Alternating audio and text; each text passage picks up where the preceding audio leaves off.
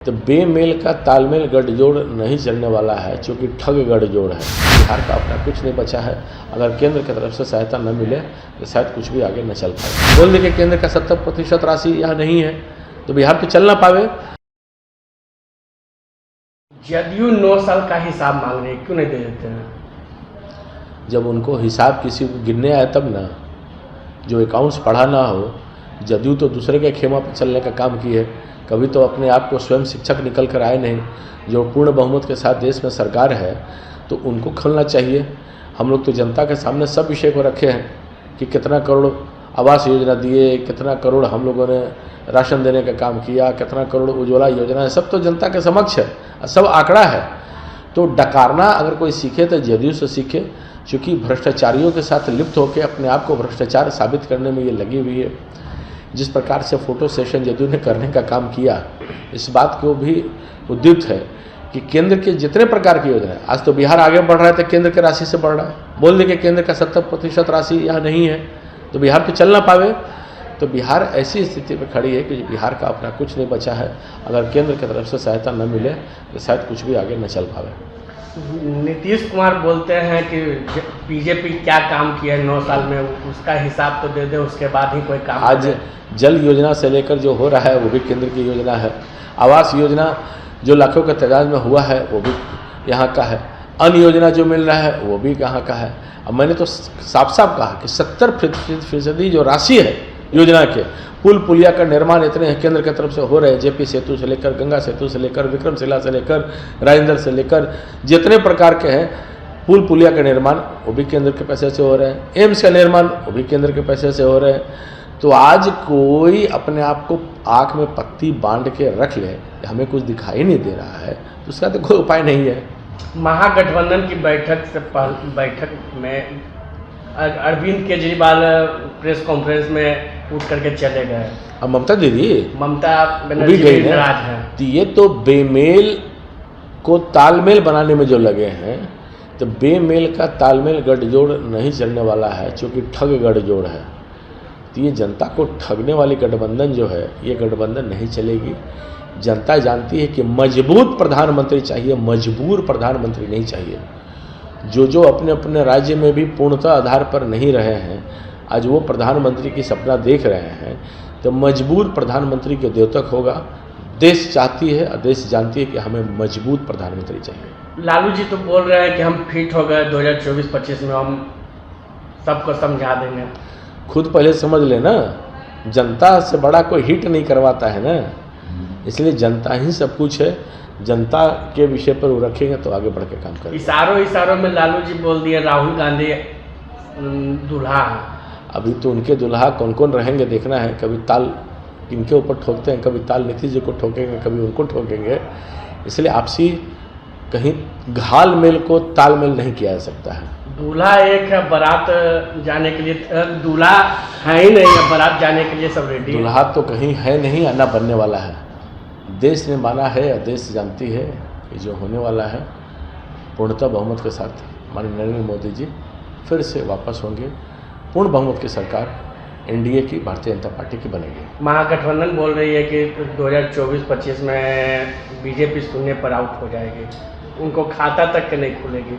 आज शायद खाता उनका न खोले, इसी के लिए जैसी सोच वैसी बोली निकल रही है। आप भी जानते हैं कि पूर्ण बहुमत के साथ जहां 18 राज्य सरकार भारतीय जनता पार्टी की है, वहां किस विषय क्या है। क्या लगता है कि नीतीश कुमार महागठबंधन में जा कर के फंस गए हैं? वो तो अपने समझेंगे कि फंस गए हैं कि धंस गए हैं। तो फंसने में भी धंसने में भी अंतर का अंतराल वो समझे वो जाने। इसलिए उन्होंने जिस पलटी मार को होते हुए पीएम हर विषय पर यही रहा है, ना पीएम बनेंगे ना वो बनेंगे, पर जीवन का जो लक्ष्य गया है कि पीएम वो बन गए हैं, इक्वल टू पलटी मार वो बन गए हैं। माननीय प्रधानमंत्री जी के 9 वर्ष के कार्यकाल गरीब कल्याणार्थ सेवार्थ महाजन संपर्क अभियान के तहत अलग अलग कार्यक्रम दीघा विधानसभा में हुए। वरिष्ठ कार्यकर्ताओं का सम्मान से लेकर, टिफ़िन बैठक से लेकर, लाभार्थी से लेकर, भारतीय जनता पार्टी के सभी मोर्चा की संयुक्त बैठक से लेकर विभिन्न आयाम तक को करने का काम किया हम लोगों ने। और निश्चित तौर पे जन जन तक समर्थन को भी, जन समर्थन और मेरा बूथ सबसे मजबूत, इस अभियान के तहत भी हम लोग जगह जगह जनसंपर्क करके जो गणमान्य लोग हैं, की वोटर्स हैं, उनसे भी संपर्क करके भारतीय जनता पार्टी की उपलब्धियाँ, माननीय प्रधानमंत्री जी की उपलब्धियाँ 9 वर्ष के देने का भी काम हम लोग कर रहे हैं। और इस 9 वर्ष के कार्यकाल में दीघा विधानसभा में केंद्र की तरफ से, माननीय प्रधानमंत्री जी की तरफ से अनेक सौगात दिए गए। कुछ सौगातों को भी आपकी तरफ इंकित करना चाहेंगे, आपके माध्यम से जनता को बताना चाहेंगे कि अटल पथ की योजना आप देखे होंगे कि जिस प्रकार से रेलवे लाइन का वहाँ पर बिछा हुआ था, उसको हटाकर अटल पथ का योजना बना। आज उससे सुभागम किस प्रकार से बढ़ा है, बेली रोड का भीड़ भी बहुत कम हुआ है, लोड कम हुआ है। कोकोनट बोर्ड से लेकर ICR में अनेक चीज़ों को बनने से लेकर एयरपोर्ट का भी निर्माण किस प्रकार से नवीकरण चल रहा है। और लगभग 1 वर्ष बाद एक न्यूनतम 9 नए एयरपोर्ट का भी जो पूरा डिज़ाइन परिवर्तित है, वो आपको एक बड़ी सौगात के रूप में केंद्र सरकार के उपलब्धियां तीर्थ के रूप में आपको दिखाई देगा। साथ ही साथ हमने भी अपने प्रयास से RCD के भी पूरे जाल विधानसभा में बिछवाने का काम किए हैं। पुनाई चक से लेकर रुकनपुरा तक का 110 करोड़ की योजना है। सिंह मोड़ का गर्दनी बाग से देखेंगे कि आप वहाँ कच्ची तला होते हुए सड़क से जो निकला है। उसके बाद बालू पर दीघा में भी RCD का निर्माण का हुआ है और सभी योजनाएं अभी चल रही है। अपने विधायक निधि की योजना से सड़कों का निर्माण, याचिका के माध्यम से जो प्रश्न हमने डाला था सदन में, याचिका डाली थी, उसके माध्यम से भी सड़कों का निर्माण, पार्कों का सौंदर्यीकरण, लगभग 20 पार्कों से ज़्यादा का सौंदर्यीकरण इस विषय पर यहाँ हुआ है। बिजली, जहाँ बिजली के खंभे रहते थे बांसों पे, वहाँ आज खंभा है, कवर्ड वायर है, लगभग समानता सभी जगह पर है। साथ ही साथ स्वास्थ्य के क्षेत्र में भी IGMS ध्यान में है। केंद्र की योजना से, राशि से IGMS में भी अनेक प्रकार की योजनाएं सम्मिलित है। तो एक प्रयास रहा है। जो बड़ी आबादी का क्षेत्र है राजीव नगर का, वहाँ भी हमने प्रयासपूर्वक उन मुद्दों को लेकर ज्वलंत पूर्वक, सरकार में थे उस समय भी नहीं, उस समय भी जनता के साथ सदैव खड़ा रहने का काम किए हैं और करेंगे भी। वहाँ जो बिजली का कनेक्शन परमानेंट नहीं मिलता था, उसको बिजली का कनेक्शन देने का काम, करवाने का काम हमने किया। और अब न्यायालय को भी, माननीय न्यायालय को भी धन्यवाद देना चाहेंगे कि उनके संज्ञान में आते ही जो मामला थोड़ा ठंडा पड़ा है। पर जब तक नीतीश कुमार जी मुख्यमंत्री हैं, तब तक शायद राजीव नगर का कुछ संभावना दिखता नहीं है। मंत्री कोई रहा हो, और उनके मनसा में राजीव नगर की समस्या का हल है ही नहीं। निश्चित तौर पर पूरे तरह से लड़ाई राजीव नगर के विषय पर हमें करते रहना है। नेपाली नगर के विषय पर बिजली का भी जो कनेक्शन बंद है, अब तक देने का काम सरकार ने की नहीं है। नया कनेक्शंस को, एक नया मुद्दा अभी निकल कर आया है कि चितकोहरा बाज़ार में जो कब्रिस्तान के ज़मीन अपने आप को साबित करने में प्रशासन लगी हुई है, वो वास्तव में सिख समाज की ज़मीन है और बदले में वो ज़मीन उनको प्राप्त हुआ था। पर आज वो ज़मीन सिख समाज के ना होके सरकार पूरी तरह से जिद कर रही है कि ये कब्रिस्तान के ज़मीनें घेरवाने का काम कर रही है। इससे अस्थिरता वहाँ सामाजिक पैदा होने की संभावना है।